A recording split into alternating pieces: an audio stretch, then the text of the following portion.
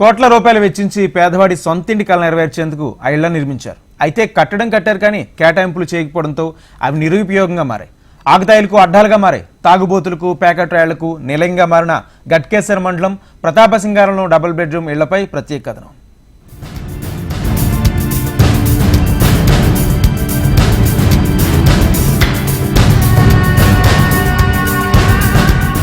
హైదరాబాద్ మహానగరంలో పేదవాడి సొంత ఇంటి కల నెరవేర్చడమే లక్ష్యమంటూ అప్పటి ప్రభుత్వం డబుల్ బెడ్రూమ్ ఇళ్లు నిర్మించింది. అలా నగరం నలుమూలల డబుల్ బెడ్రూమ్లను నిర్మించింది. ఘట్కేసర్ మండలం ప్రతాపసింగారంలో మొత్తం 2208 డబుల్ బెడ్రూమ్ ఇళ్ల నిర్మాణం గత ప్రభుత్వం చేపట్టింది. ఓ పక్క G+3 అపార్ట్మెంట్ నిర్మాణాలతో డబుల్ బెడ్రూమ్ ఇళ్లు, మరోపక్క స్థానికుల కోసం G+1 ఇండివిజువల్ డబుల్ బెడ్రూమ్ ఇళ్లను నిర్మించింది.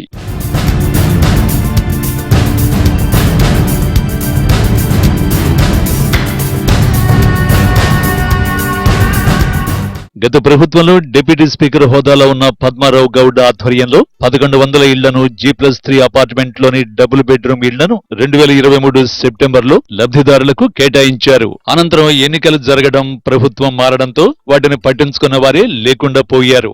ఇవన్నీ వచ్చేసి ఒక 49 బ్లాక్లు ఖాళీగా ఉంచినావు.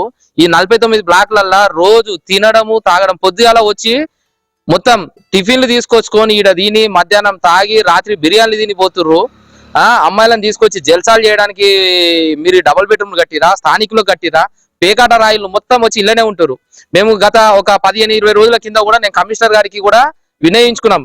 ఇక్కడ క్లీనింగ్ లేదండి, శానిటైజర్ లేదండి, ఇక్కడ మొత్తం పాములు, తేళ్లు తిరుగుతున్నాయి, ఈ డబుల్ బెడ్రూమ్లు అన్ని కూలిపోతున్నాయండి, ఇక్కడ ఉన్న డబుల్ బెడ్రూమ్లని స్థానికుల కన్నా ఇవ్వండి అని చెప్పేసి మేము రిక్వెస్ట్ పెట్టుకున్నా కూడా కమిషనర్ గారు వచ్చిండు. కమిషనర్ గారు వచ్చి ఇక్కడ మొత్తం శానిటైజర్ చేస్తున్నామని చెప్పిండు, 2 ఫోటోలు దిగిండు, వెళ్ళిపోయింది. తప్ప ఇవి ఎవరు పట్టించుకోవాలి? ఇప్పుడు ఉన్న వీటి అన్ని డోర్లన్నీ తీసేసారు, కిటికీలన్నీ తీసేసారు. ఈ సంవత్సర కాలంలో ప్రతాపసింగారంలో ఉన్న G+1 ఇండివిజువల్ డబుల్ బెడ్రూమ్ ఇళ్ల పరిస్థితి అధ్వానంగా మారింది. ఇంటి దర్వాజాలు, కిటికీలు అన్యక్రాంతమైపోయాయి. మూసీ ప్రక్షాళనలో భాగంగా మూసీ పరివాహక ప్రాంతంలోని కొంతమంది బాధితులకు ప్రతాపసింగారంలోని G+3 అపార్ట్మెంట్ డబుల్ బెడ్రూమ్స్ కేటాయించారు.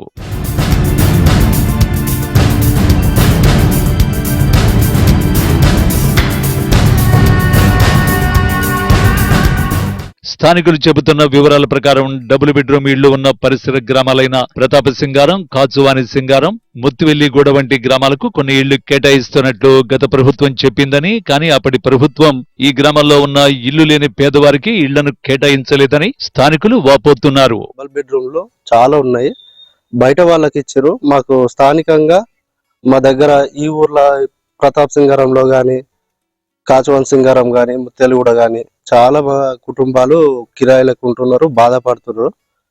వాళ్ళ గురించి ఏవైనా డబల్ బెడ్రూమ్లు ఇవ్వాలని మేము డిమాండ్ చేస్తున్నాము.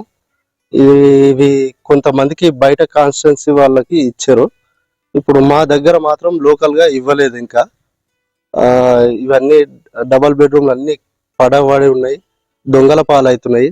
ఈ కిటికీలు కానీ, దర్వాజాలు కానీ తాగుబోతులకి అడ్డాలుగా మారి అంత డబుల్ బెడ్రూమ్ చెత్త చెదారం తయారైంది.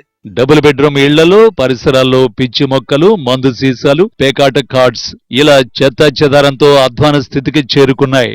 ఇప్పటికైనా ప్రభుత్వం ఈ డబుల్ బెడ్రూమ్ ఇళ్లను పరిసర ప్రాంతాల గ్రామాల్లోనే ఇళ్లు లేని పేద కుటుంబాలను గుర్తించి వారికి కేటాయించాలని కోరుతున్నారు.